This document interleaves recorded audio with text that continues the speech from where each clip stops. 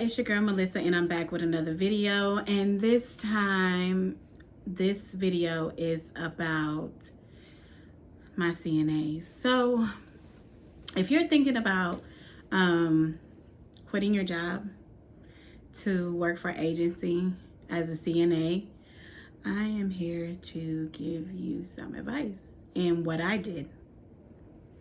Stay tuned. So I'm gonna jump right into it, okay? I quit my job. Yes, I quit my job of 4 years working at a Alzheimer's senior living. And it was hard quitting it, but I did it because I got my CNA license, and I know I always wanted more for myself. And I felt like where I was at couldn't take me any more higher than what I could already go. So yeah, I was working at this senior living home for Alzheimer's and dementia, and I had worked there 4 years. And as soon as I got there, I kind of like elevated fast with around the whole facility.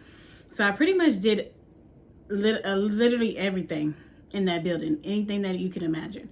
I was back when I was working there. It wasn't called CNAs. It wasn't called direct care. It was called resident associate, and then they changed it to resident assistant. Then they changed it to direct care. Then they changed it to career caregiver. So we had all kinds of different names working there. So anyway, I had worked every position you could think of in that facility, still being a caregiver.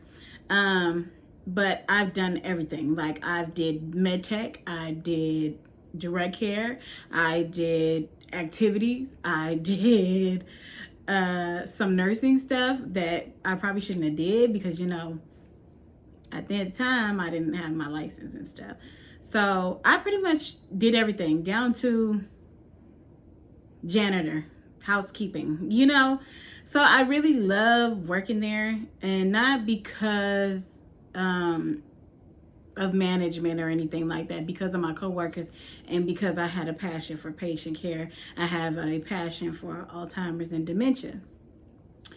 Like I said, I grew working there, but obviously when you're a caregiver, your pay is not worth your worth ethic. And I wasn't putting in 100% at that job. I need to remind you, I was there for 4 years. I was putting 100% every time I go to work. Like, I didn't need no help with nothing. People came to me for help. When it came to getting the residents up, when it came to doing extra work besides my work title, my job title, people ask me for help. You know what I mean? So I always gave 100%. When I was going in and getting my CNA license, and I was like, I'm going to get my CNA license. I think it's more than time for me to get my CNA license. I saw the opportunities and all the doors that opened up for me when I got my CNA license. So, as I was working at the senior living, my pay was kind of basic. And here I'm in the state of Texas. So they can pay their caregivers as low as, like, I think the lowest I've seen was probably like $8 here as a caregiver. But the senior living that I was working with, they starting pay was, when I first started there, was I want to say $10.50. I think that's why I started out, $10.50, and that was a lot back then from what I was getting from working at in-home care and group homes. That was just a lot more money back then. You know what I mean? So $10.50 was a lot, in the state of Texas. And then I gradually worked my way up with different positions, like being a lead caregiver and, being a med tech. My pay steady increased. And I always got raises every year around, the beginning of the year. And my raises were always higher than the next employee because I gave 100%. But it wasn't enough. You know what I mean? And if any of you know, working in a senior living home, if your schedule is like how mine was, you're only working 4 days a week, you're off 2. You know what I mean? On 4, off 2. On 4, off 2. That's how it was. That's how my schedule was. And it was 3 shifts. 6 a.m. to 2 p.m. Then you have your 2 p.m. to 10 p.m. And then you have your 10 p.m. to 6 a.m. And I did the morning shift and I did the night shift. And sometimes I would do afternoons, just stay over a couple of hours just to help out. But like I said, the pay didn't match my work ethic and what I was putting into the job. And that bothered me a lot. It was cool making, employee of a month, and it was cool getting, your $100 bonus, but it's a lot. You deal with a lot. You deal with a lot when it comes to your patients and your residents. You deal with a lot when it comes with family, having to talk with family. And most of the time, management is behind. You know what I mean? Like, they only step in when it's necessary to make them look good. But as a caregiver and as a CNA, we're really like the front line of everything. Like, the family's coming to us with the issues, and if something's going down, we're getting the blame for it. So that bothered me a lot. I did work my pay up to $15 an hour working there. After working there for four years, my last year, not even my last year working there, my last couple months, I worked my way up to $15 an hour in Texas, y'all. So but still, I just knew I was worth so much more, especially when I got my CNA license. And I started researching and finding out how much more I can make, and I could get paid what I was worth. So back in January the 29th, I think I remember, I end up walking out. I just said, I'm done. And for me, I have this boss mind frame. Like, I always think that I'm a leader and I'm a boss, and I do exactly what I want to do. Like, you know what I mean? You can't fear me into doing something or sticking around, or that's just how I am. Like, I'm just like, I'm not gonna let nobody walk all over me. I'm not gonna let no job, no management, no none of that walk all over me. And I've learned to be like that, because if you don't stick up for yourself, they are gonna manipulate in you to stay in the same position, and you'll never grow.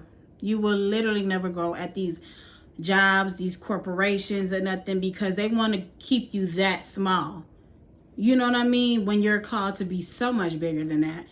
So, and the executive director there, we were really close in some sense. I just felt like she wanted me to stay there, and I'm like, nah, like, girl, gone. I know what I'm supposed to be, baby. Anyway, but yes, I walked out January 29th, and this has to do a lot with COVID too, because last year, as y'all know, we dealt with COVID, and the facility that I was, the senior living home that I was working at, we had got hit with COVID really bad. It was like day after day, the residents were catching COVID, and so were the employees. So we were getting down to like the nitty gritty, and like I said, I've always been the type of person that'll stick my hand out, or be the person that always jump head first to help out. And last year with COVID, I was one of the people when we did get COVID. was like, hey, I'll work with the COVID residents. I'll not sacrificing my life. I had 3 kids, and that, at the time we only had about a handful of employees working because everybody was catching COVID. And so everybody had an excuse when it came to COVID. And they have their right to. Everybody had their, my health issues, my kids, my husband, my this, my that.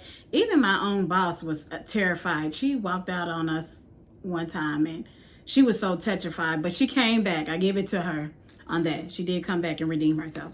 But everybody just had their, and I'm just the type of person that, like I said, I love patient care. And I was just like, whatever it has to do to help another person. These are people that are older than me. I still have some time to live. Even though COVID was affecting everybody, I'm just that caring type of person. So me and 2 other of my coworkers, my friends, we stuck our neck out to work the COVID unit. And at that time, we were supposed to get hazard pay. We were supposed to get, I want to say $10 more on top of our pay.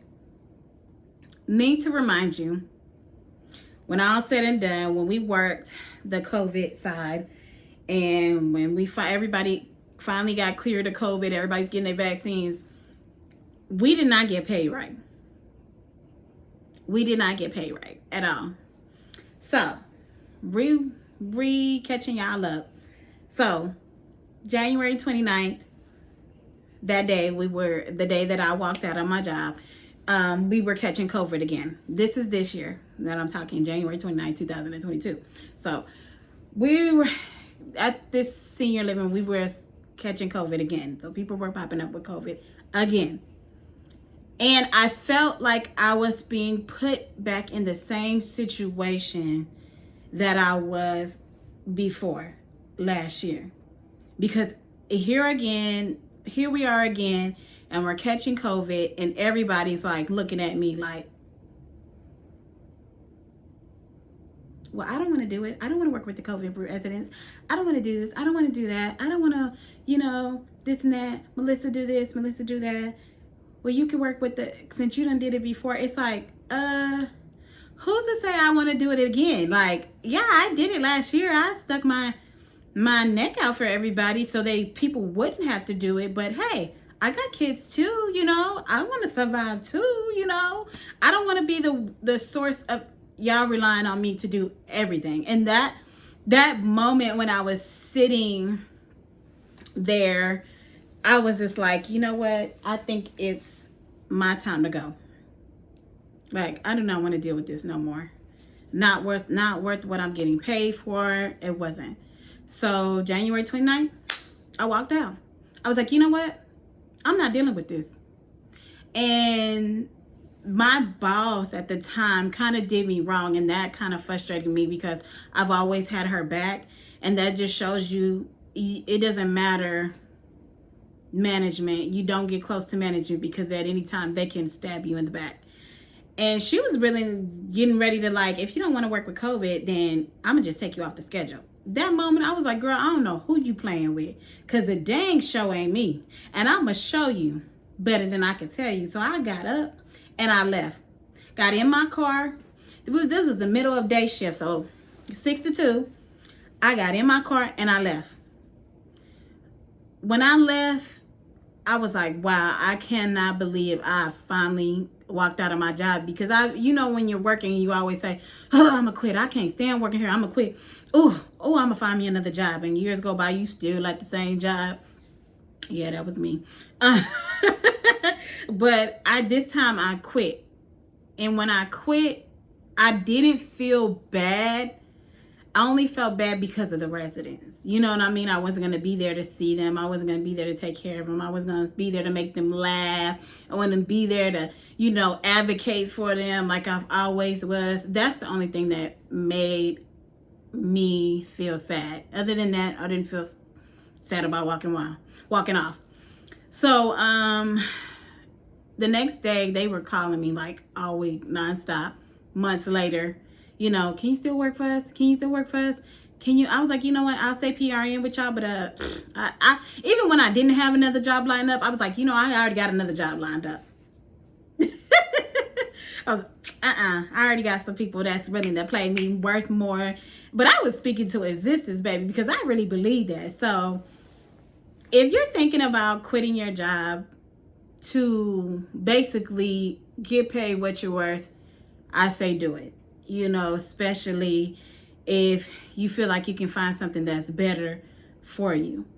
So as I quit working a regular job, I transitioned over to agency, working as a CNA with agency. And when I tell you that opened up so many doors for me, I can't even begin to tell you. So the first agency I signed off for, and I'm going to make another video about some of the agencies down here in Texas. But I had so many offers when I left for different agencies, different jobs, different hospitals. Especially when I got my CNA license, that I was just blown away, And what they were willing to pay me was 10 times more than what my job had been offering me all this time. And I was just so blown away because I'm like, finally, I'm at this point of time where I can get paid what I felt I was worth. So the first agency that I signed up for, it was awesome because right then and there, I learned. And before I even took the step to go into agency, I researched. I'm all about, I stress a lot of when I'm about to do something new. So I researched different agencies, especially down here in Texas. I researched agencies that weren't even located in Texas. I just did my research. I signed up to be in different Facebook groups, and that helps. Signing up to different CNA Facebook groups, agency Facebook groups, because you get to see other CNAs go through what you're going through, and I YouTubed a lot of the videos too. I was like, let me see what these people talking about on YouTube, so before I just jump in here first with agency. So yes, I did transition it over to agency, and I learned a lot. And so when I first got my first contract for this agency, I was just blown away about how I can talk for myself, how I can advocate for myself, how I can be independently saying, I want to work for this amount of many days and I want to get paid this amount of much money. And they were like, okay, we can make it happen. Any days that you need days off, any days that you need to be, taken off. Do you want this amount of any days off? Do you want to work weekends? Do you not want to work weekends? And I just love that. Like, I love that I can be so independent about my schedule. I love that I can negotiate what I think that I'm worth. You know what I mean? And that's why I went agency. Do I regret it? No. Does agency have their pros and their cons? Yes. You're going to have some days where you may not get a contract, but that's why you have more than one agency lined up for you. And like I said, I'm going to touch bases on that in another video. That's why you do have other agencies lined up. So when one fails, you got maybe 5, 10 more waiting for you to come on, get this work, get this money. So if you're thinking about quitting your job, if you're thinking about going agency, I say do it.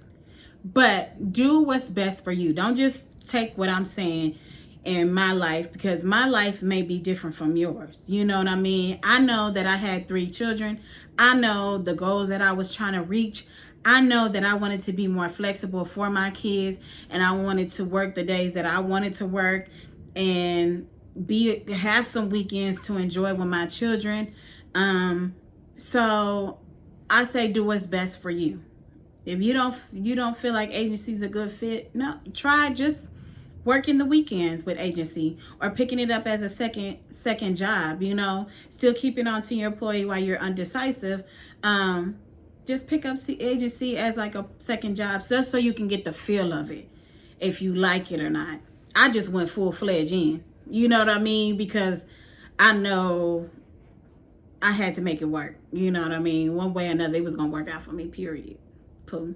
So yes, so stay tuned for another video, because I'm gonna come back with the top 5 agencies in Texas that you can work for. See y'all soon.